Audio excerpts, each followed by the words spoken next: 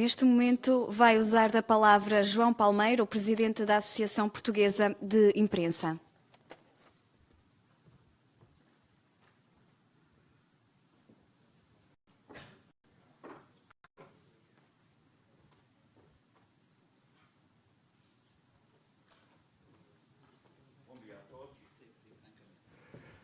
Foi para mim um grande desafio estar aqui hoje, mas quero começar por vos dizer que os 70 anos deste jornal são uma coisa fantástica, porque há 6 anos que a Associação Portuguesa de Imprensa leva por diante um projeto que se chama o Projeto dos Jornais Centenários.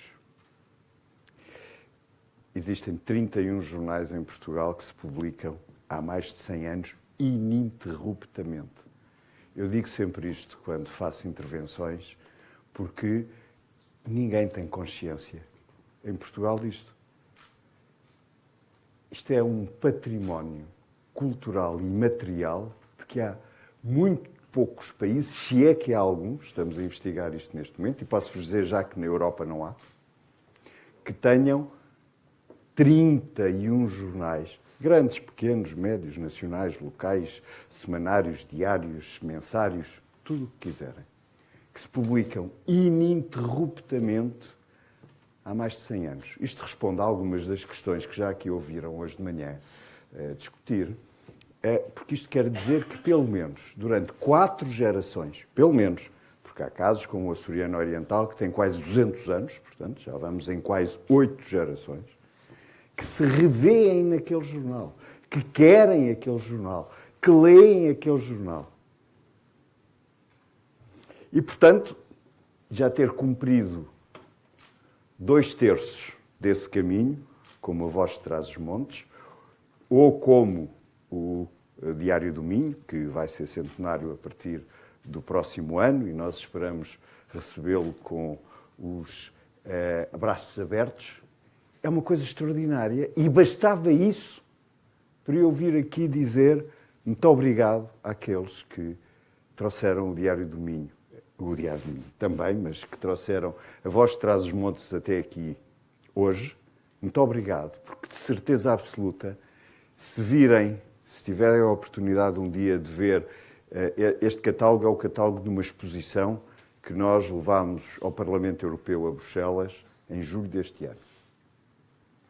Para além do êxito que teve com os parlamentares, os adjuntos dos parlamentares, tudo isto, que viram esta exposição, o momento mais alto para mim foi quando nós temos este catálogo e temos um bocadinho maior de luxo que tínhamos para dar aos parlamentares portugueses.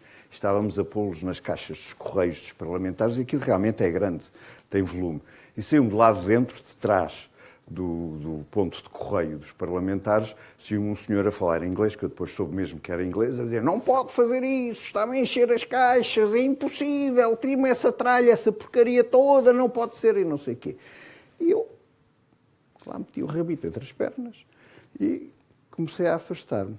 Estava a conversar com os meus colaboradores como é que vamos resolver isto, porque quem não conhece o Parlamento Europeu são quilómetros para se andarem a distribuir gabinete a gabinete dos eurodeputados portugueses, quando, passado 10 minutos, chega um senhor ao pé de mim e diz-me assim: olha, agora pode, em português, agora pode lá ir pôr.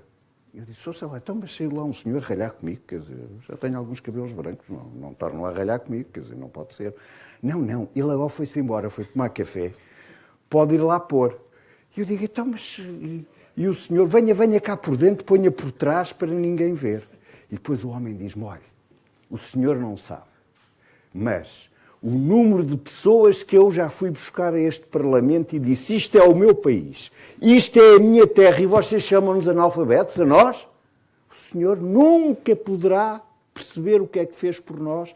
Depois percebi que eram 4 ou 5 portugueses que trabalhavam naquele sítio do correio. O senhor nunca poderá saber o que fez por nós ao trazer aqui esta exposição. Claro que não fui eu que fiz por eles. Foram as muitas dezenas de pessoas que mantiveram vivos estes 31 jornais, que o Presidente da República, aliás, reconheceu no dia 25 de Abril, Dia da Liberdade, não foi num dia qualquer, condecorando a Associação termos lançado este projeto. Mas sabem porque é que este projeto existe? Porque houve um português imigrado na Rússia que um dia comprou um destes jornais. E quando esse jornal fez 120 anos, veio ter comigo e disse assim: você é presidente de uma associação de quê? Ainda não percebeu o que tem aqui? Um português imigrado na Rússia que me veio dizer: você ainda não percebeu o que é que se está a passar e não está... Foi há 6 anos, não foi há mais. Portanto, eu, quando ouço falar destas discussões do papel, e podem pôr o primeiro slide, eu trazia uma apresentação, mas porque o João Vilela tinha explicado que queria que eu ajudasse a desenvolver esta ideia do papel e do não papel e do futuro, e tinha uma apresentação que tinha a ver com este título, que é: as redes sociais podem ser os novos mídias. Sabem que isto foi numa universidade sénior, onde eu fui fazer uma conferência, e as pessoas, no fim, vieram perguntar-me: olha, o senhor falou de imensas coisas, mas não nos respondeu a isto. Era isto que nós queríamos saber. Uma universidade sénior. Era isto que nós queríamos saber. Nós vemos os nossos netos, andam lá sempre atrás, com os telemóveis e a ver notícias e tal. A gente não percebe. É para levarmos a sério. Bom, e eu então voltei a essa universidade e fiz uma conferência sob este título, de que vos quero só mostrar alguns slides, são só 3, que tinha selecionado para aqui. Pode mostrar o primeiro, se faz favor. Eles estão. Ora bem, isto todos sabem o que é. São os maiores países do mundo. A China tem mais de 1.000 milhões de habitantes e o 10º é o Japão, com 127 milhões. É importante, ali está o Brasil no meio, com 240 milhões. Pode passar o próximo, faz favor? Pois é. Mas nisto que os senhores estiveram aqui a discutir esta manhã, é outro mundo, não é aquele. Porque o Facebook tem mais seguidores do que a China.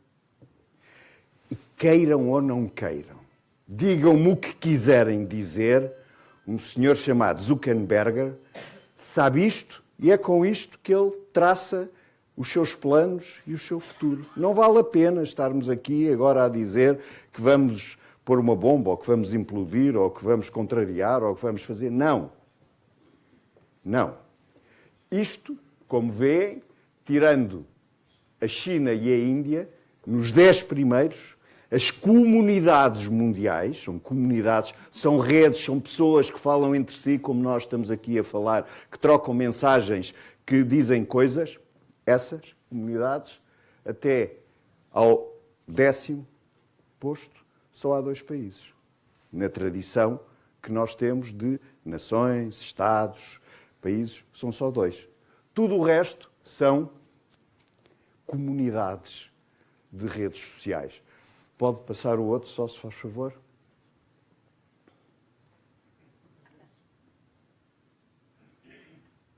Enquanto não passa, só chamar-vos a atenção que já temos ali 2 chineses.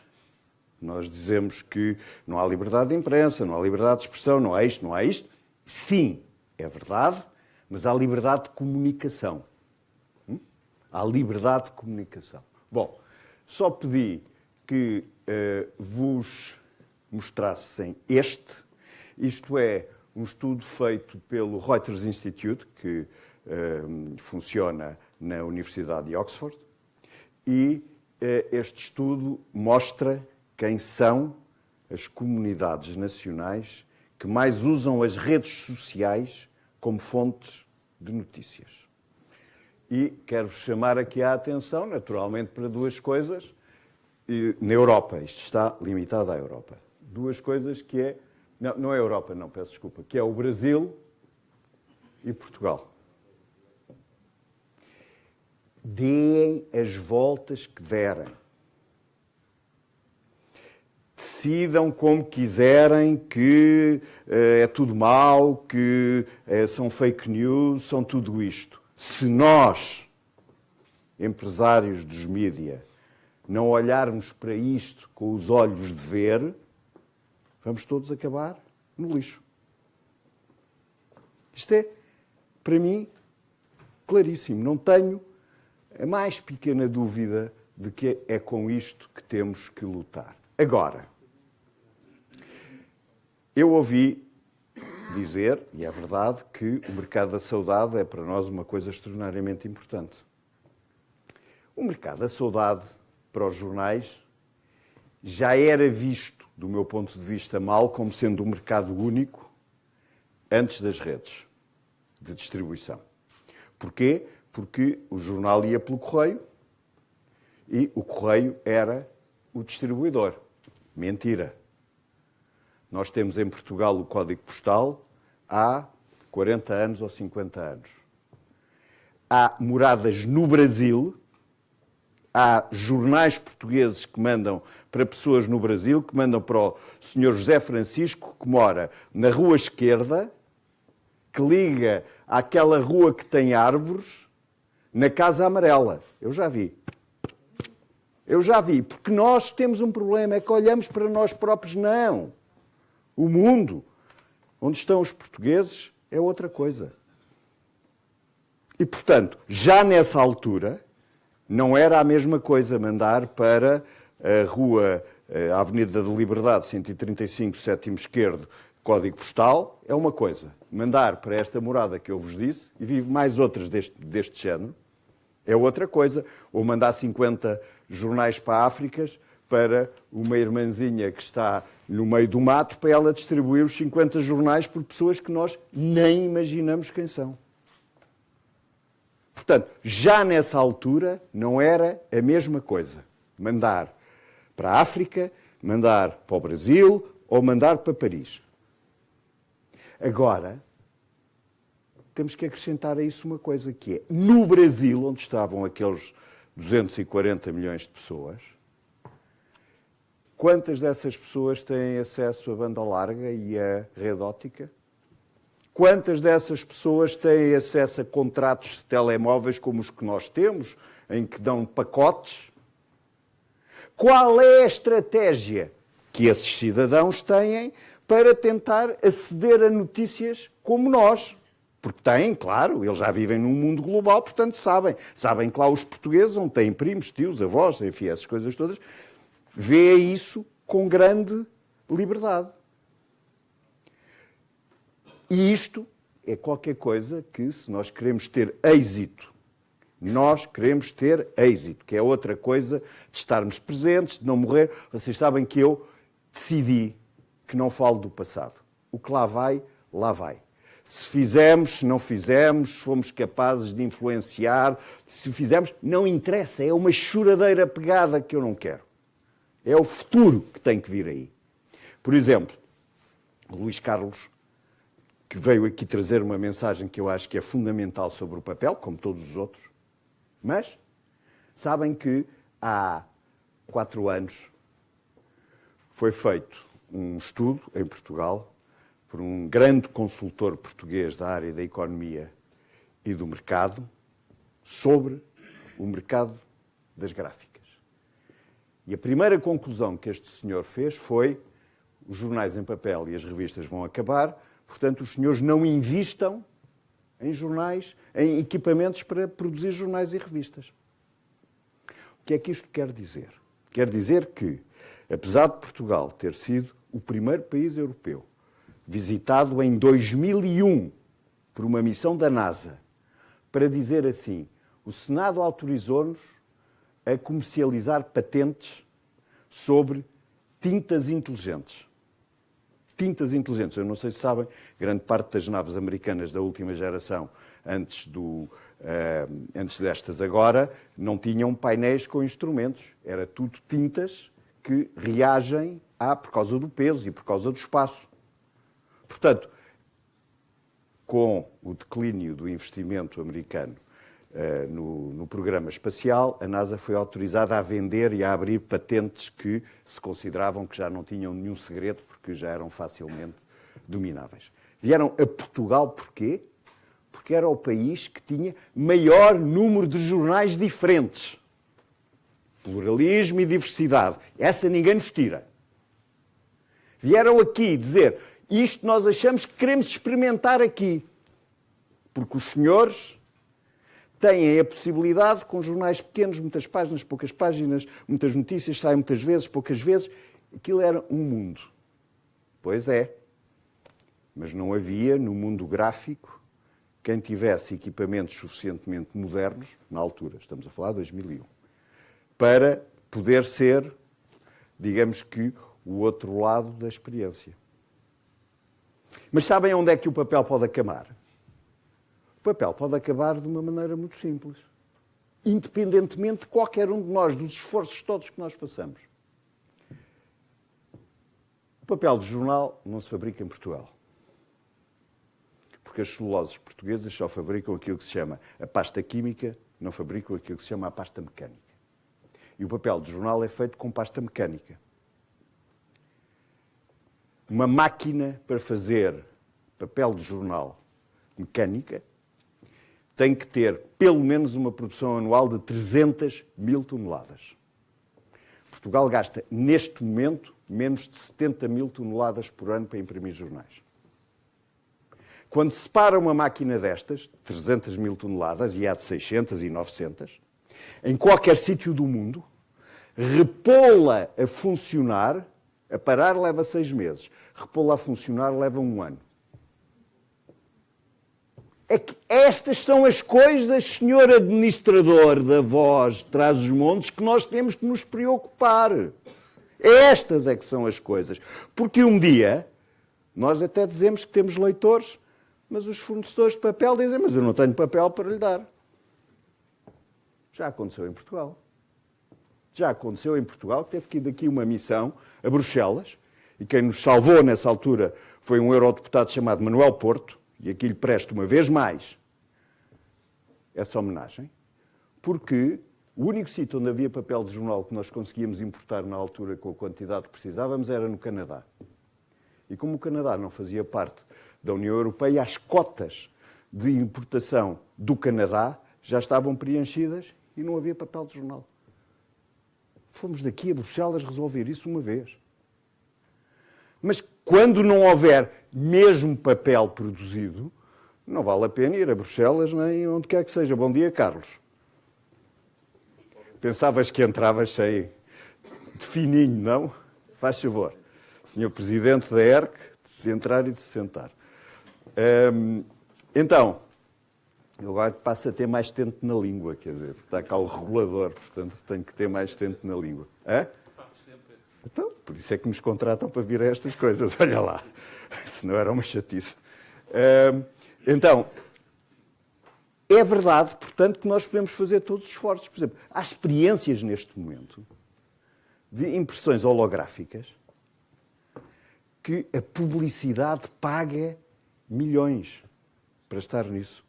A Audi tem vindo a investir em experiências em que se carrega em anúncios, que se carrega num ponto do anúncio e o carro começa a andar num jornal.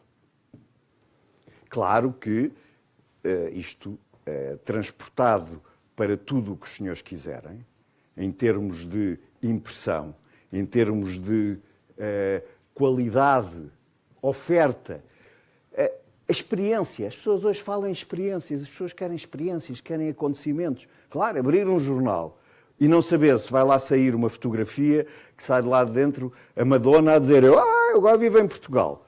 Ou se o pontapé do Everá pode ser visto e revisto, claro que não dura o tempo todo. Ao fim de 2 dias a gente carrega e aquilo já não dá, porque funciona com agentes químicos que entretanto já gastaram, com a temperatura do nosso corpo, até com a umidade do nosso dedo ou com a quantidade de pigmentação que temos, claro, com certeza. Pois é, mas o jornal depois é para deitar fora, é para seguir outro. Portanto, esta discussão do papel ou não papel tem, por um lado, este lado profundamente tecnológico que, infelizmente, os editores de jornais e revistas nunca quiseram saber. Nunca. Acharam que isso era blue collar, isso era para trabalhadores desqualificados. Desculpem, eu falo assim porque já não tenho idade para me preocupar se as pessoas gostam muito ou gostam pouco. Portanto, primeira razão. Depois, no digital é a mesma coisa. Nós aqui falamos da saudade portuguesa, é verdade. São 300 milhões de pessoas, entre os diretos e os indiretos, no Brasil e no mundo e tal, são 300 milhões de pessoas. Eu digo, não, estamos a dormir. Portugal são 800 milhões de pessoas no mundo. Ou seja, há 800 milhões de pessoas que que em algum momento da sua vida tiveram que dizer, da mesma maneira que o Carlos o Temerário dizia, sabem quem é o Carlos o Temerário? Foi o último duque da Borgonha, filho de uma portuguesa, uma irmã da ínclita geração, que nós conhecemos tão mal, mas que foi a mulher mais poderosa da Europa, foi a melhor política da Europa no século XV. E nós devíamos saber isso. Depois andamos a falar de cotas. Sorry, Carlos. Depois andamos a falar de cotas e outras coisas. O Carlos o Temerário, filho dessa mulher, derrotado por Luís XI, e está, aliás, agora uma série na televisão, o Maximiliano, que retrata parte da filha, portanto, da neta do Carlos o Temerário, da filha do Carlos o Temerário. O Carlos o Temerário, quando se sagava, dizia "nous les portugais", nós, os portugueses. E ele era só filho de uma portuguesa. E era só filho do homem mais poderoso e mais rico da Europa. No entanto, quando ia lá buscar ao fundo dele próprio a sua identidade, dizia nós, os portugueses. Pois há 800 milhões de pessoas no mundo que pensam da mesma maneira. Quando precisam dizer, nas comunidades onde estão, na Índia, na Tailândia, seja onde for, em todos os países do mundo, qualquer coisa, eu sou, dizem, porque eu sou descendente de portugueses, porque eu tenho um nome português, porque eu tenho lá em casa um crucifixo ou uma imagem ou qualquer coisa que veio de Portugal. Esses 800 milhões é que são a nossa saudade. Não são só os que partiram daqui de Portugal e que não são a nossa saudade, são o nosso futuro. São o futuro da nossa língua, são o futuro da nossa cultura, são o futuro dos nossos produtos. E esse é que é o futuro que nós temos que encontrar. Esse é que é o futuro que nós temos que ser capazes de afirmar. Sabem que eu ouvi também aqui uma coisa que eu tenho a certeza absoluta que está certa, que é que, a nível local e regional, os comerciantes, o tecido comercial e até industrial está mais perto da realidade dos jornais, dos seus jornais, do que da internet. É verdade. Sabem quanto é que o governo português, o Estado português, vai investir num projeto que se chama 2030 até 2027 para tornar esses comerciantes, esses industriais, tão digitais como todos os outros? Muitos e muitos milhões. Se nós não acompanharmos esses movimentos, se nós não estivermos com eles e dentro desses movimentos para dizer vocês bem podem agora ter tudo digitalizado na fábrica, vocês bem podem agora ter tudo automatizado onde quiserem, mas esperem lá, nós estamos aqui ao vosso lado como estivemos durante 100 anos, por isso é que isto é importante, não é de agora, como estivemos há 100 anos. E acreditem, o número de pessoas que vêm em todo o mundo ter comigo, mas é verdade. Em Portugal vocês têm 31 jornais que se publicam há mais de 100 anos ininterruptamente. E eu digo, como este ar simplório, quer dizer, e como se fosse uma coisa normal, até foi um imigrante português na Rússia que me teve que chamar a atenção para isto. Portanto, com este ar simplório, sim, pois, é verdade. Mas isto é uma coisa do outro mundo e ninguém sabe. E não fazem nada.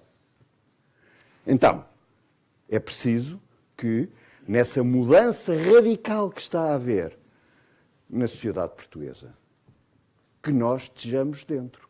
E eu vou a cada programa, a cada projeto, a cada atividade que é anunciada neste país, grandiloquentemente, e vou ver, deixa-me lá ver o que é que está aqui para os meios de comunicação social, para os jornais, para as rádios locais, para as revistas.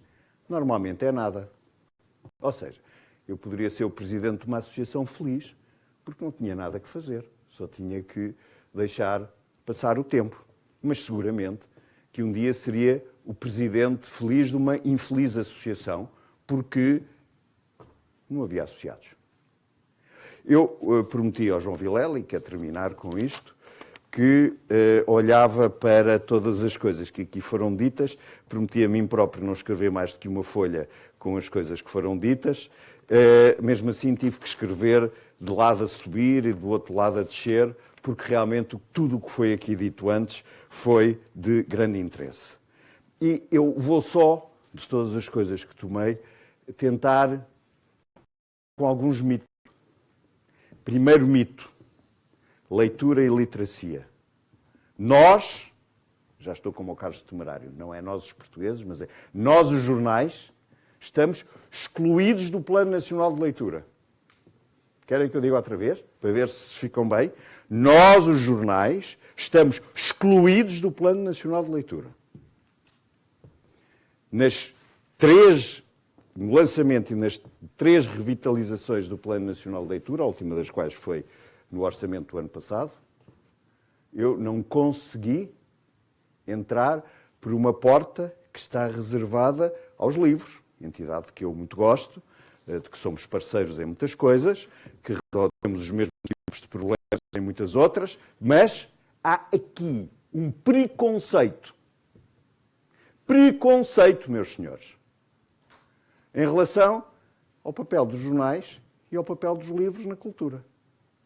Portanto, temos que acabar um bocadinho com este mito, porque este mito foi lançado que os portugueses não liam jornais.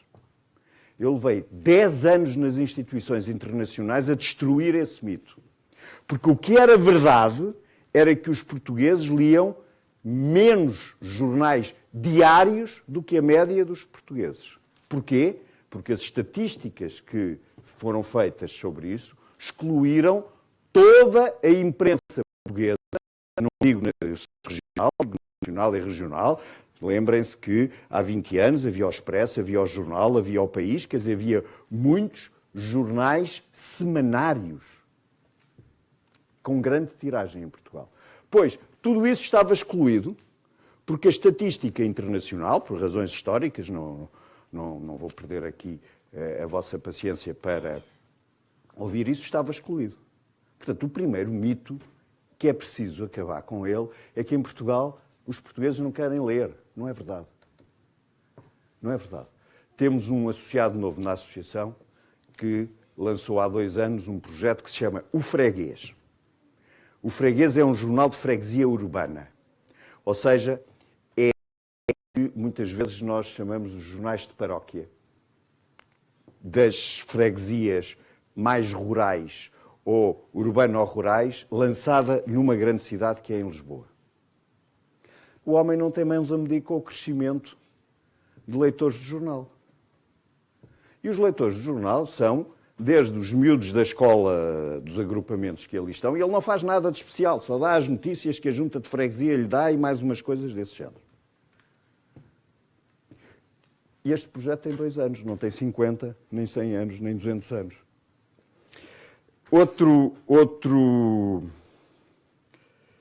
Outro mito que eu queria pedir-vos o favor de, quando falamos destas coisas, acabar com ele, é as redes sociais, agregadores e tudo isso não são a mesma coisa. A Altice acaba de anunciar durante o Web Summit um modelo que eu ainda não percebi muito bem. Se está do lado, não percebi porque não tive tempo. Se não percebi, se está do lado dos agregadores, porque a Altice é também dona do Sapo, e o Sapo é o primeiro agregador português, serviço de apontador português, é o que quer dizer o Sapo, S-A-P-O, não é o animalzinho chegou depois. Eu ainda não percebi se, portanto, é criarem à volta do Sapo um modelo de negócio, ou se, na verdade, é, na grande luta que a Altice já está, neste momento, envolvida para ser a incumbente das telecomunicações no sul da Europa, e às vezes a gente precisa de ver um bocadinho mais para lá, não é só aquilo que se passa aqui, é para lá que é preciso ver. Porque senão as nossas decisões são tortas. Se nessa luta em que a Altice já está envolvida, que a Altice está a fazer em Portugal, ou quer fazer em Portugal, uma experiência com um modelo de negócios em relação aos mídia, que depois se transporte para outros países e outros lados. Mas nós não podemos dizer que o Google e o Facebook são a mesma coisa, não podemos dizer que a Microsoft se relaciona da mesma maneira, infelizmente, ou felizmente do ponto de vista de dividir para reinar, se calhar é melhor termos muitos ou termos vários, dá mais trabalho, mas têm menos poder. Felizmente, ou infelizmente, no sentido de que se nos escapa alguma coisa, um dia destes, como pode ser este caso da Altice em Portugal, eu só tive tempo para confirmar que nenhum anúncio do mesmo género tinha sido feito por uma empresa de telecomunicações até hoje na Europa, nem nos Estados Unidos. Foi a única coisa que eu tive tempo desde que o anúncio foi feito a semana passada até hoje. O outro mito que eu quero, e com isso praticamente termino, o outro mito... não, há ainda outro que eu ainda preciso falar. O outro mito que eu queria falar-vos era, portanto, atenção, que a distribuição no digital não é toda igual, não é dizer eu vou para o digital e já está. A propósito disso, falou-se muito aqui nos clickbaits. Vai ser apresentado esta semana, para a próxima, por aí, um novo modelo internacional de medida, de métrica, para medir o valor daquilo que são os toques, os bytes, os tempos de exposição na internet. É um acordo internacional feito entre os distribuidores, portanto, os telecoms, as agências de publicidade e os maiores anunciantes no mundo. Está feito e vai ser anunciado em Portugal, não sei ainda se é para a semana, se é para a outra, mas está feito. Portanto, essa questão vamos começar a entrar numa certa normalidade, pelo menos. A canibalização e o papel do regulador. Agora que o regulador já cá está, eu já falo mais à vontade, porque, como ainda foi dito timidamente pelo Vítor no fim, a solução está na autorregulação. E desculpe lá, João. Eu fiquei com a língua como a sua, quer dizer, completamente enrolada. Essa coisa não existe.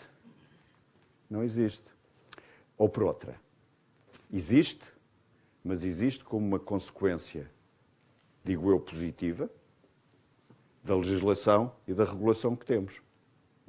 Porque existem em Portugal, a última vez que nós na Associação fizemos o levantamento, cerca de 80 a 85 televisões na internet com alguma estrutura profissional. Portanto, digamos que em jargão europeu, aquilo que se chama television alike. Organizado, aquilo que o consumidor vê é uma programação como se fosse uma televisão. Portanto, o consumidor diz, eu estou a ver uma televisão.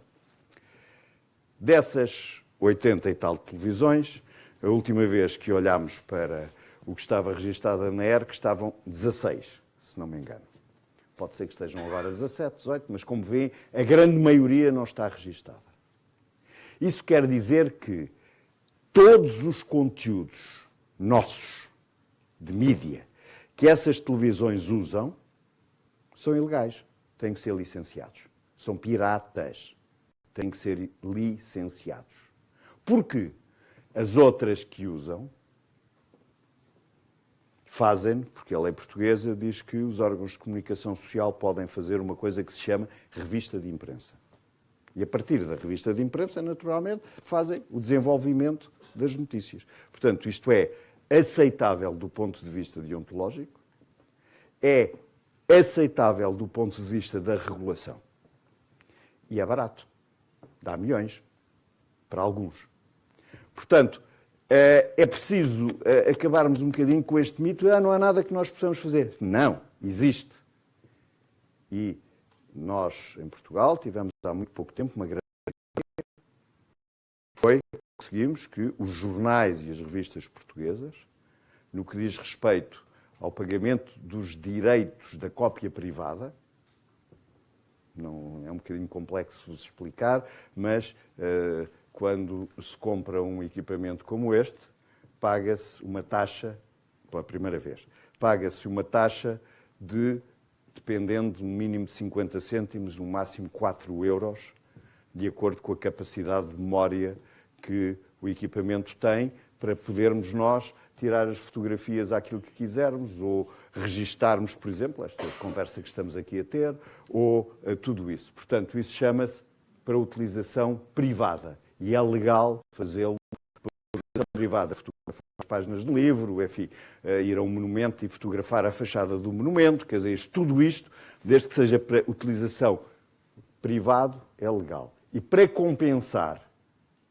os direitos que não se pagam porque é legal, foi estabelecido este princípio da cópia privada, e este princípio da cópia privada é aplicável aos jornais e revistas, mas durante muitos anos no princípio da reprografia. Estamos numa cidade que tem uma grande universidade, que viu florescer com certeza centros reprográficos, e havia nesses centros reprográficos que pagar uma taxa por cada fotocópia que se tirava. Era aquilo que os jornais até há muito pouco tempo podiam ter. Desde este verão que passamos também a aceder ao valor das taxas cobradas em todos estes tipos de equipamento. Ou seja, é previsível que para o ano que vem exista qualquer coisa como 1.200.000 euros a 1.500.000 euros de direitos da cópia privada para distribuir por todos aqueles que se inscrevam para reclamar esses direitos, porque a lei a isso o obriga, quer dizer, portanto, obriga que as pessoas se inscrevam. Portanto, às vezes também acontecem algumas coisas boas e algumas coisas positivas. Mas, e eu então estar no último mito que eu não queria deixar de... que eu achava importante e que eu não queria deixar de vos transmitir. Esse é a inteligência artificial e os robôs. No último Web Summit, eu falo do Web Summit, porque no fim vou-vos anunciar que para o ano em junho vamos fazer aqui em Portugal um Media Summit. Tão grande ou mais importante que este, porque esperem lá, aquilo que existe lá tudo existe porque nós trabalhamos a fazer notícias. No dia em que tirarem de lá as notícias, aquilo torna-se uma confusão tal. No dia em que tirarem de lá as marcas que nós representamos, aquilo faz de tal forma confuso que não tenho absolutamente dúvida nenhuma. Ou então não vai implodir.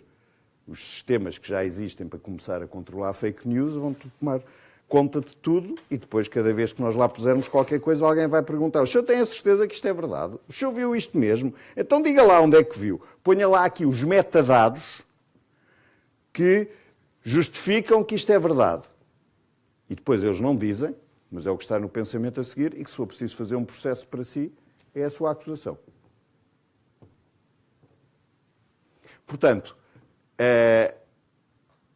eu espero que daqui até junho do ano que vem eu seja capaz de pôr nas bocas de todo o mundo que, de facto, o mais importante dos Web Summits são Media Summits. E é nossa culpa que não os fazemos, que ficamos caladinhos, com as mãos cruzadas, à espera que nos batem, que nos roubam, e depois vivemos dos mitos todos que eu estive para aqui a falar. Então, a inteligência artificial e os robôs, para terminar.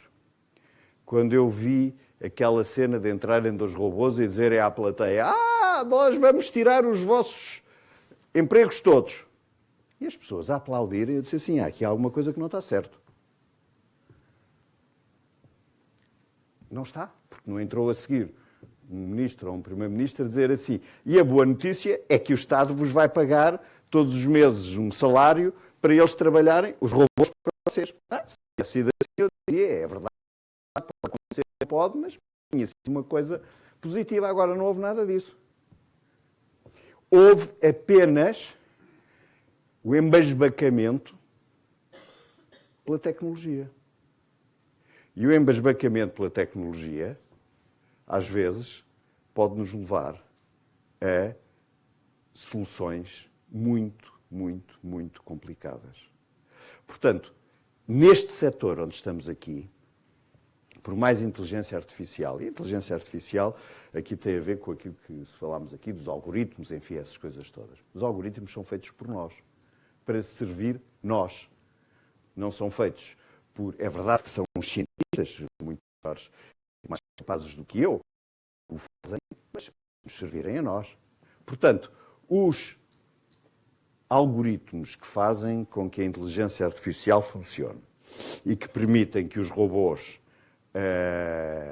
eu adoro quando as pessoas começam a fazer sinal com o relógio, porque assim não tenho que pensar, mas o que é que eu tenho que dizer mais para que estas pessoas se lembrem que têm todos um papel nisto. Não sou só eu, é um papel nisto, meus amigos. E eu hoje só falo desta maneira.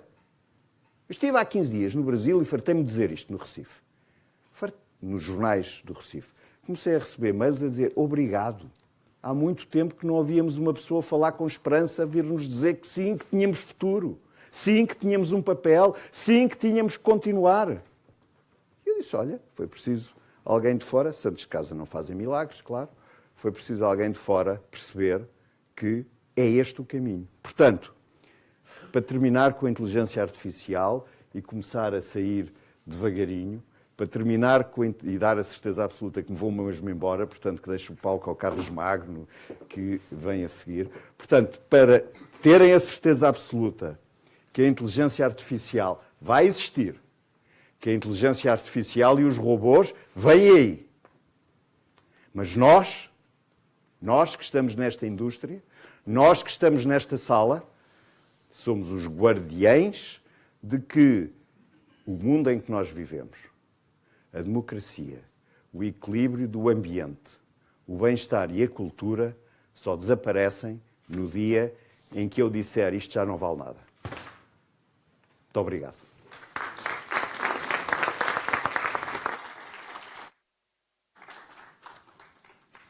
Nesta data comemorativa não podia faltar uma homenagem ao Padre António Maria Cardoso, que durante 40 anos liderou o jornal A Voz de Trás-os-Montes. Nasceu em Celeiros do Douro, no concelho de Sabrosa, foi ordenado pelo bispo Dom António Valente da Fonseca e celebrou a primeira missa em 31 de dezembro de 1944. Foi um dos mais conhecidos pregadores do seu tempo e lecionou em diversas instituições.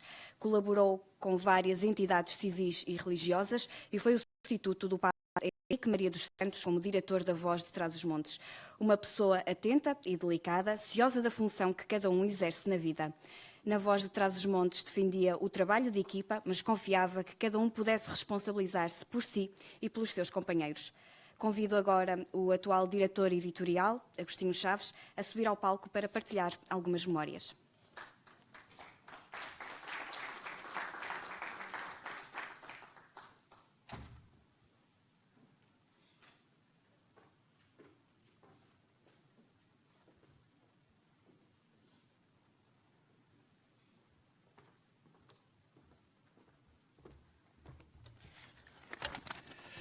Muito obrigado. Bom dia a todos. Cabe-me a mim fazer, provavelmente, neste dia que está a correr tão bem neste Congresso, preencher o momento mais emotivo do Congresso, atendendo a que vamos fazer uma pequenina, singela, uma simples homenagem ao Padre Dr. António Maria Cardoso, que durante tanto tempo dedicou a sua vida em prol deste órgão de comunicação social. Foi um homem de fortes convicções, dedicado à sua terra, uma terra presente desde, como é dito aqui, Vila Real, sobretudo desde Vila Real até Celeiros do Douro. Foi em Vila Real que ele, na realidade, no dia 23 de dezembro, 2 dias antes do Natal, foi ordenado e foi depois, isso em 44, 3 anos antes do nascimento do jornal, e depois celebrou a sua missa no último dia desse ano. Portanto, um homem marcado pelo Natal e pelo Ano Novo, pelas suas convicções religiosas e também pelas suas convicções de futuro, de mudança, como se pode sempre referir quando se muda de ano. Ele foi, todos sabemos, mas foi essencialmente um defensor do Douro. Foi a pensar nesse Douro que resolveu dar o seu primeiro passo no rico e fecundo trajeto que encetou ao nível da poesia. O Dr. António Maria Cardoso teve muitas facetas, foi um homem simples, despretensioso, mas dedicou-se grandemente a grandes tarefas. E uma delas, por onde provavelmente ele terá começado, foi a poesia. Percursos, em 1985, foi uma das suas primeiras obras. Percurso de suavíssima estesia, feito de transparências luminosas, nele me surpreendi nesta agonia de rimas tão cruéis quão saborosas. Para além dos seus poemas, pobres flores, campesinas, multicolores do meu secreto jardim, dizia ele, também ele editou outro tipo de livros, sobretudo de reflexões, faúlhas, disto e daquilo, ou bolas de sabão, muitas delas saídas também do jornal A Voz de Trás-os-Montes, em que o padre Dr. António Maria Cardoso escrevia os editoriais. E eram belas peças literárias. O Dr. Cardoso era uma pessoa muito exigente ao nível do domínio da língua portuguesa, que passou para publicações que depois nós conseguimos transportar para as nossas bibliotecas. Recebeu também, para além disso, o dom de escrever tipos de textos, como em Rebeldias. Ele dizia, sem direção nem personalização, um jogo de espelhos no que algumas imagens não serão surrealistas. Um livro atrevido com a máscara de um heterónimo que, no entanto, apenas utilizou dessa vez. António Maria Cardoso foi um poeta, sempre soube manejar com muito cuidado a caneta que o acompanhava permanentemente. Ser poeta é ser transparente, é ser receptivo à dor, é ser para toda a gente o sol de uma alma fremente e o luar de um grande amor. Escreveu ainda Miosotis, poemas de espuma, cantares e rosas para Maria, poemas, apontamentos de viagens e também no seu último volume da série Novos Cantares, nos albores já do século XXI. António Maria Cardoso ficou ligado ao Seminário de Vila Real. Foi pároco, foi professor, conselheiro, mestre, para além de o ser ao nível da escrita e da elegância da língua portuguesa, também foi o mestre de cerimónias na primeira visita da imagem da Virgem Maria às dioceses do país, envolvendo-se fortemente nessa campanha, na década de 40 do século passado. Foi um orador de grande prestígio, um orador sublime, e foi, então, um jornalista de excepcional condição. Pessoa atenta e delicada, cioso da função que cada um exerce na vida, em A Voz de Trás-os-Montes, defendia o trabalho de equipa, mas confiava que cada um pudesse responsabilizar por si e pelos seus companheiros. Foi desse modo que António Maria Cardoso garantiu a manutenção da valiosa escala de prestígio que este jornal adquiriu e que mantém.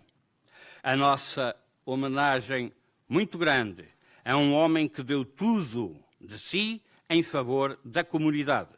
A sua figura acompanha-nos ainda agora no trabalho que estamos a fazer, nas atuais instalações do atual A Voz de Trás-os-Montes, porque nós somos justos e somos gratos face a tanto que ele nos ensinou.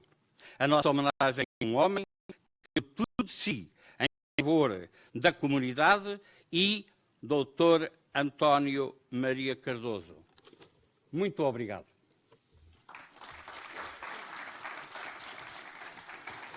Vamos passar agora um pequenino vídeo relembrando esta figura grata do Padre Dr. António Maria Cardoso. Muito obrigado.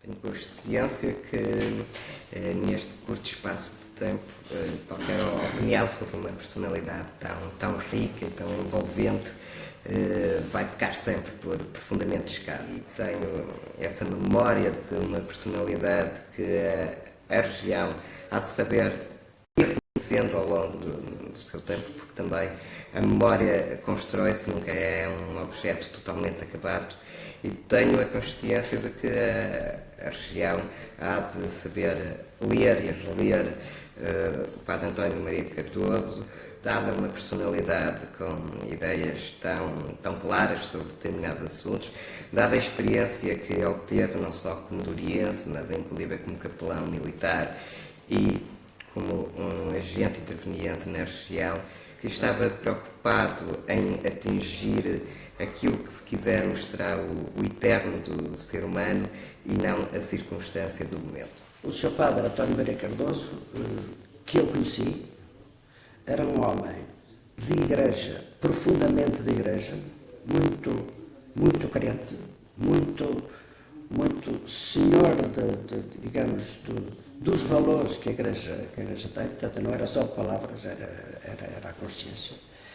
E como ele manejava muito bem, quer a palavra, quer a escrita, portanto, ele esteve ao serviço da igreja e foi aí, digamos, que se notabilizou e que merece todas as nossas homenagens. Sei que, mesmo enquanto diretor do jornal, sobretudo nos primeiros 10, 20 anos, era um orador sagrado extraordinário, que fez brilhante, era através do jornal, portanto, que ele interveio, portanto, não só na defesa dos valores em que ele acreditava, como, no caso, aqui nos valores da região. Tive um conhecimento do Sr. Padre António Maria Cardoso já no tempo da minha adolescência, quando eu assistia às homilias dele. Ele tinha um doutor oratório fantástico, não haja dúvida. As pessoas ficavam cativadas com o dom da palavra dele. Depois, o relacionamento foi com um colega, foi o melhor possível. Portanto, nós tratávamos, não tínhamos, embora pudéssemos ver uma outra diferença de opinião pessoal, mas normalmente a nossa relação era sempre muito boa. Ficámos muito aspectos da vida relacionada, por exemplo, com o sistema educativo. O Dr. Cardoso foi meu professor na escola comercial, era professor de português e era uma pessoa extremamente cautelosa e era uma pessoa que sabia e explicava as coisas de uma maneira que fazia com que toda a gente estivesse interessada nas aulas, que ser praticamente as nossas aulas eram aulas que do princípio ao fim a gente entrava, sentava-se, tomávamos os apontamentos que tínhamos que tomar, mas eram aulas que nos dava prazer, as aulas que prendiam e que fascinavam as pessoas. Foi uma pessoa que eu aprendi a respeitar. O do Dr. Cardoso ser o diretor do jornal feito com muita dedicação que ele teve em relação ao jornal, porque ao fim e ao cabo para ele, nos últimos anos estou convencido que aquilo foi quase uma causa para ele. Sim, eu conheci o Padre Cardoso em 79, éramos os dois professores na escola secundária de Sabrosa e desde logo eu comecei a consolidar conhecimentos de português, porque ele era professor de português e eu de História. E aí eu vi o professor competente que o Padre Cardoso era. E também o conversador, porque ele usava bem a palavra, e temos disso testemunho também em livros que ele publicou, usava também na conversa. Bom, ficamos amigos, efetivamente. Mais tarde, depois em Vila Real, eu às vezes batia-lhe à porta para publicar pequenas notas sobre a minha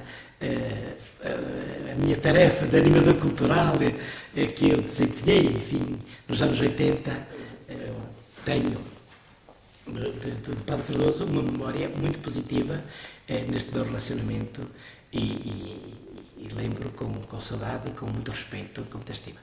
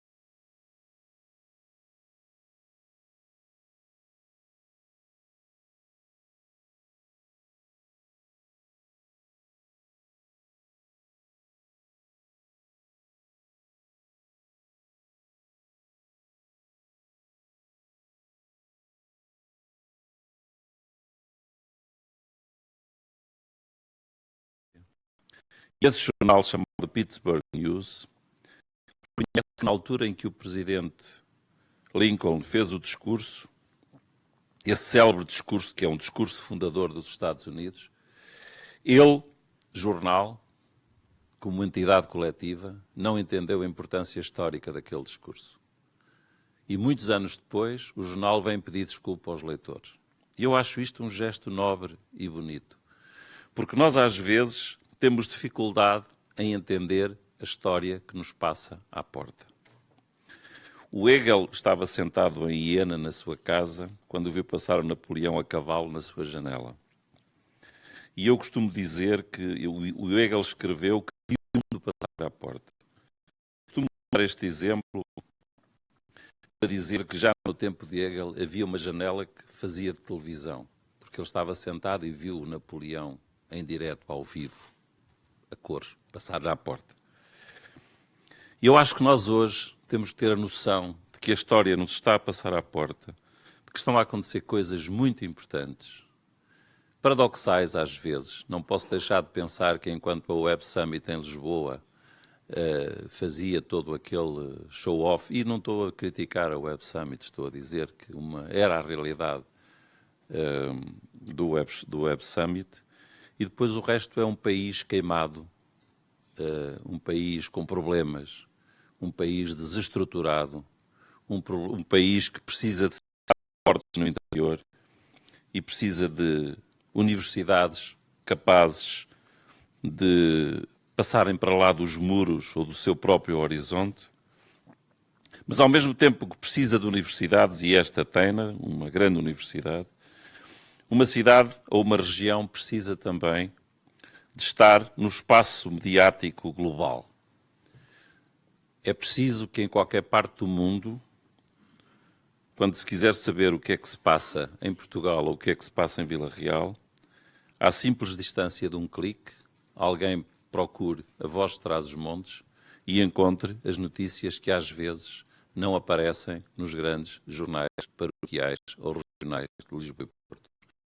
Porque muitas vezes nós temos uma imprensa que funciona no eixo Lisboa-Cascais e essa imprensa é, de uma maneira geral, muito local, muito regional, muito paroquial. Eu digo isto porque cito sempre também aquilo que um grande semiólogo e um grande sociólogo, filósofo escreveu, chamado Umberto Eco, em plena Guerra do Golfo, aquilo que ele se chamava o Síndrome das Ilhas Fidji. Na Primeira Guerra do Golfo, Umberto Eco foi apanhado em férias nas Ilhas Fidji. E de repente ficou isolado porque não tinha os grandes jornais e a grande imprensa mundial que ele consultava. E o único jornal que existia naquela ilha era um pequeno jornal chamado Notícias das Fidji, que trazia basicamente o tempo, as marés, os casamentos locais, pequenas coisas que aconteciam naquela região, ou naquela ilha, numa das ilhas das Fidji. A certa altura, o jornal das Fidji começou a ter necessidade de dar notícias daquilo que se estava a passar no mundo cá fora, nomeadamente da invasão da expulsão dos iraquianos do Kuwait. E então passou a fazer uma pequena infografia, a dizer: hoje as tropas aliadas ou os americanos estão a combater os iraquianos aqui, hoje aconteceu isto, mas uma coisa muito simples, e o resto continuava a dedicar-se ao seu território, às suas ilhas Fidji, à sua ilha das Fidji. E Umberto Eco passou cerca de 15 dias nessas ilhas, ou nessa ilha, e quando regressou ao mundo global, foi ler a grande imprensa internacional para ver o que é que tinha perdido enquanto esteve isolado. E chegou à conclusão de que, no essencial, as pessoas que estavam expostas à grande informação internacional, à CNN da época e aos grandes jornais, tinham sido completamente enganadas, intoxicadas, já na altura por fake news e por uma completa romantização ou romancização, se quiserem, do que foi a invasão do Kuwait e depois a libertação do Kuwait e a guerra do Iraque. E ele deu-se por abençoado porque disse: aquilo que eu vi naquele pequeno jornal das Ilhas Fidji era factual, rigoroso. O mapa dava-me, ou aquela infografia dava-me com todo o rigor, o sítio onde estavam as tropas americanas, onde estavam as tropas do Saddam Hussein, e ele foi acompanhando tudo o que foi essa primeira guerra do Iraque com grande rigor e com algum atraso, naturalmente, mas sem ser intoxicado. Quero eu com isto dizer que nós hoje temos que olhar para esta realidade de jornais de cidades, jornais de regiões. As pessoas não se esqueçam, a CNN não é em Nova Iorque nem em Washington, a CNN está em Atlanta. Há projetos editoriais que não têm localização exata. Estão algures, estão no centro do universo, que é o lugar onde eles se situam.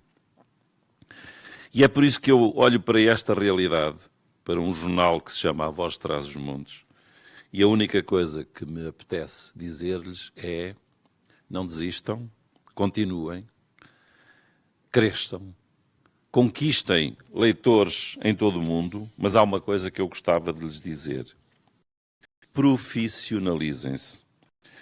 Estou a ver aqui na primeira a minha amiga colega Linda, que preside ao Senjor, e gostava de lhes dizer o seguinte: lamento muito se desiludo alguém. Não há jornalismo de cidadão. O jornalismo é uma atividade profissional. Os cidadãos podem e devem participar, partilhar, escrever artigos de opinião, comentar, informar inclusivamente os próprios órgãos de comunicação, coisas que estão a acontecer, mas nós só salvaremos o jornalismo das fake news, das emoções e de tudo o resto que muitas vezes retira às notícias o seu caráter factual, exato, profissional, distante e próximo ao mesmo tempo, se nós formos profissionais. Eu gostava de lhes dizer que em Portugal não há excesso de jornalistas, não há excesso de jornais, não há excesso de televisões, não há excesso de projetos. Eu acho que em Portugal, de uma maneira geral, os grupos de mídia se comportam como os partidos políticos, e a minha experiência ao fim de 6 anos na ERC leva-me a concluir isso.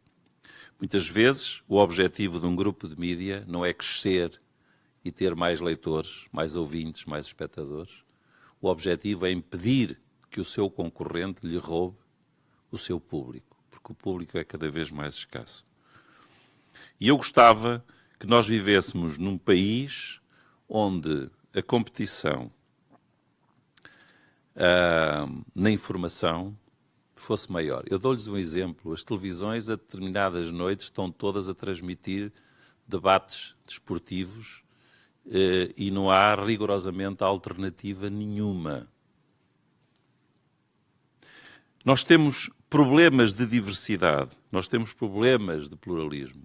Ainda não temos um problema de liberdade de imprensa, de liberdade de expressão, porque felizmente temos o digital e felizmente qualquer pessoa pode exprimir-se, quanto mais não seja numa parede. E há cada vez mais gente a escrever nos muros. Mas hoje há paredes digitais onde nós podemos dizer aquilo que nos der na real gana. E essas paredes digitais não podem ser controladas por nenhum regulador. Deixem-me dizer-lhes isto. O Facebook não pode, não deve ser controlado por nenhum regulador. O Facebook pertence ao Facebook. O Facebook não é nenhum órgão de informação.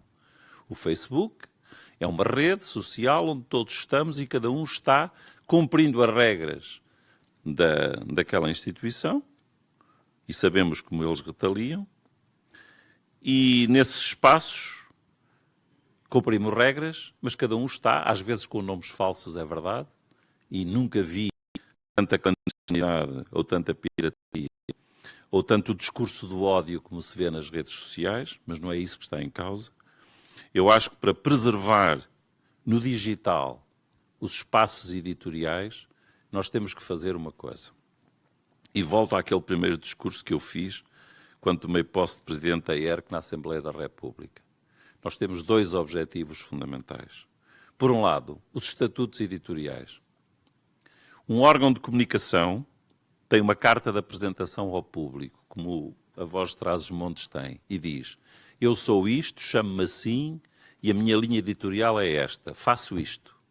E o público, se quiser, compra, aceita, lê ou não lê. Mas tem que haver uma total assumir a responsabilidade entre aquilo que um espaço editorial quer fazer, um projeto editorial quer fazer, perante o seu público. Os estatutos editoriais, segundo a nossa lei, são assinados pelo diretor, publicados uma vez por ano, juntamente com o relatório e contas da publicação, e são razão suficiente para um jornalista alegar justa causa para se despedir se o estatuto editorial não for cumprido.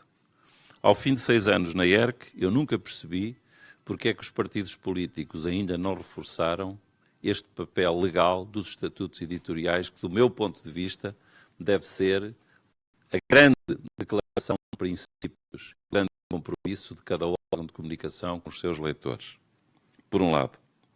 Por outro, já lhes falei da necessidade de profissionalizar todos estes setores. Nós precisamos de editores, precisamos de gente que perceba que uma notícia tem regras, uma notícia responde a perguntas e uma notícia tem valor acrescentado e informativo.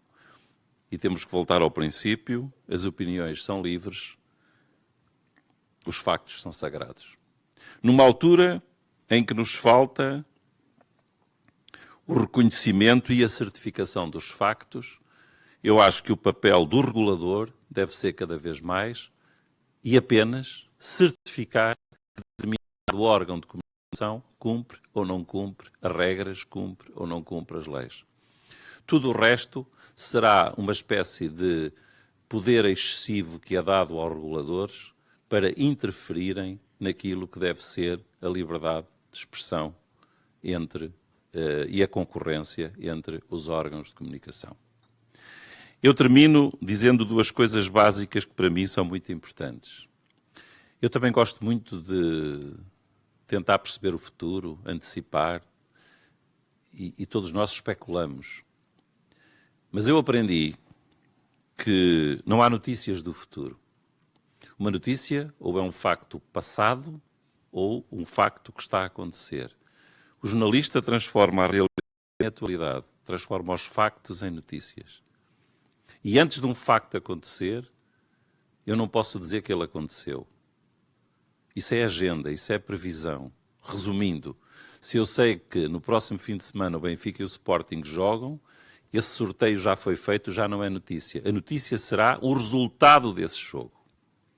E nós temos que perceber, se formos profissionais, que é muito diferente dizer o Benfica ganhou ao Sporting ou o Sporting perdeu com o Benfica.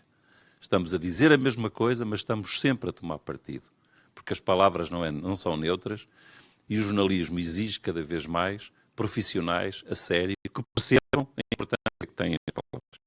Sobre uma língua como a nossa, que é a portuguesa, e termino dizendo-vos o seguinte: no mercado global, onde a tecnologia e o inglês dominam, estranhamente o português sobrevive. Nós somos a língua mais falada no hemisfério sul. Somos uma língua em crescimento, a única língua em crescimento. Somos a 3ª língua nas redes sociais. E somos uma língua que tem um enorme potencial. E se nós não trabalharmos esta língua e não percebermos que este mercado da língua é para nós, alguém virá de fora explorá-lo. O mercado da língua não se trabalha exclusivamente a partir dos grandes centros. O mercado da língua tem que se trabalhar a partir de cada território onde haja portugueses a falar português. E eu admito que hoje, em Vila Real, haja uma percentagem maior de pessoas a falar português do que em Lisboa ou no Porto, que são cidades cada vez mais dominadas por turistas e por línguas estrangeiras. Há uma tarefa fundamental, que é começar a produzir em português. Nós somos deficitários em matéria de conteúdos. E precisamos de produzir informação, precisamos de produzir conteúdos. Precisamos de... Voltamos às cotas, João. precisamos de preencher cotas. E vou-lhes só dar um novo dado que para mim é importante, eu diria quase obsessivo. Dentro de muito pouco tempo, os ingleses sairão da União Europeia. As regras europeias dizem que, por exemplo, as televisões europeias, todas, têm que passar pelo menos 50% de conteúdos europeus. Se os ingleses deixarem de pertencer à União Europeia, os conteúdos ingleses que nós consumimos em todas as televisões da Europa deixam de ser europeus, portanto, deixam de integrar a cota. Podemos continuar a passá-los, mas passarão a ser conteúdos não europeus. Eu não sei se já imaginaram o enorme buraco que se abre na necessidade de produzir conteúdos europeus e conteúdos portugueses, neste caso, porque o nosso mercado é enorme. Em matéria de informação, nós salivamos sempre que vem uma notícia de qualquer cidade parecida com Vila Real, desde que esteja em França ou dos Estados Unidos. Temos uma enorme dificuldade em perceber que à nossa volta, na nossa terra, acontecem coisas que deviam ser partilhadas para a aldeia global. E ao dizer-vos isto, eu estou sobretudo a dizer o seguinte: um jornal que resiste 70 anos, que tem a história que tem e que decide comemorá-la desta forma, merece pelo menos que lhe seja reconhecido o direito de dizer: eu existo, estou no centro da minha aldeia global e não estou na periferia. Condenar alguém à periferia é hoje um risco que nós corremos, porque as tendências são esmagar aquilo que não tem voz, aquilo que se deixa esmagar, aquilo que procura limitar-se a existir e não faz gala, quer da sua história, quer do seu potencial para o futuro. Quando fui convidado para vir aqui, disse imediatamente que sim, não sabia se ainda seria presidente da ERC hoje, porque estou há um ano, fez ontem 6 anos que tomei posse, ultrapassei um ano o meu prazo de validade. Estou à espera de ser substituído a todo momento, mas gostava de lhes dizer o seguinte: o futuro da regulação vai passar pela capacidade que os reguladores tiverem em entender o território. Porque se nós nos limitarmos a afunilar em Lisboa e Porto os grandes centros e os grandes difusores de notícias, nós estamos a desertificar o resto e estamos a esquecer que aquilo que se passa no território todo diz respeito não apenas a Portugal, mas às imensas comunidades que conhecem muitas vezes melhor o território do que as elites lisboetas, às quais nós temos que muitas vezes suportar e aturar em intermináveis comentários televisivos. Termino, por isso, dizendo-vos o seguinte: transformem a Voz Trás-os-Montes num jornal que não seja apenas de Vila Real, que não seja apenas de Trás-os-Montes, mas que seja um jornal português, da língua portuguesa e com um potencial para rivalizar com outros grandes projetos que, independentemente do local onde estão, também falam português. E estou-me a referir a jornais em Toronto, jornais em Paris, jornais em Moçambique, jornais em qualquer parte do mundo. E depois, também já sabem, a geografia deixou de ser apenas física. A geografia deixou de ser apenas económica. Nós hoje temos uma dimensão da geografia que é mais a geografia humana, e a última coisa que eu acho que nós, hoje, cidadãos do mundo, podemos sentir é que estamos prisioneiros da geografia. E termino contando-vos aquilo que para mim é um exemplo global que vem sempre a propósito ou a despropósito, mas do qual eu não abdico. Uma vez o presidente Clinton juntou na Casa Branca vários prémios Nobel da Economia, da Paz e da Literatura, num jantar muito interessante, que foi muito badalado na altura. E durante esse jantar, cada um dos prémios Nobel disse aquilo, americanos todos, disse aquilo que lhe ia na alma e que lhe apetecia dizer sobre o momento político. O presidente Clinton encerrou a sessão dizendo assim: esta é a segunda maior concentração de massa cinzenta que acontece aqui na Casa Branca. Nunca nesta sala esteve tanta massa cinzenta ao mesmo tempo. Ou melhor, só uma vez é que nesta sala esteve mais massa cinzenta do que aquela que está aqui hoje. Hoje estão aqui eu, estão aqui vários prémios Nobel americanos. A única vez em que esteve aqui mais massa cinzenta concentrada do que hoje, em que estamos cá muitos, foi quando esteve o presidente Jefferson sozinho. Porque o presidente Jefferson sozinho era um homem mais inteligente do que todos nós temos. E porquê? Porque cabe ao presidente Jefferson, que redigiu a Constituição americana, essa célebre frase que é: se eu tiver que optar entre um governo e uma imprensa livre, eu optarei pela imprensa livre. Muito obrigado.